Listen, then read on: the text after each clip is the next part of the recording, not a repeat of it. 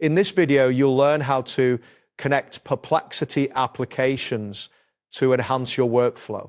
By following these instructions, you will be able to integrate Perplexity AI with apps like Notion, Slack, Teams, and Google Docs, among others. Start by opening the Perplexity AI application on your device. Ensure that you're logged into your account for seamless access to all features. Once the interface loads, direct your attention to the bottom left corner of the screen. Locate and click on the Settings option. This will open a new menu that contains various configuration options for your account. After the Settings menu appears, look for the Integrations section, which is typically listed among other settings. Click on Integrations to see a list of available applications that you can connect with Perplexity AI. You will notice several options such as Notion, Slack, Teams, and Google Docs.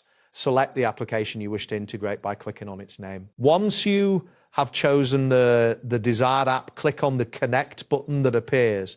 This action will prompt you to log into the selected application, enter your credentials as required, and follow the on-screen instructions to grant the necessary permissions for integration. After successfully logging in and granting permissions, you can test the integration, input a sample query in Perplexity AI to verify that the responses sync correctly with your chosen application.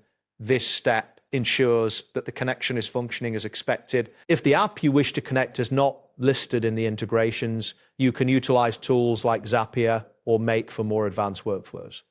These platforms allow you to create custom automations that can bridge Perplexity AI with a broader range of applications, enhancing your productivity even further. That wraps up today's guide. Thanks for watching, and catch you in the next tutorial.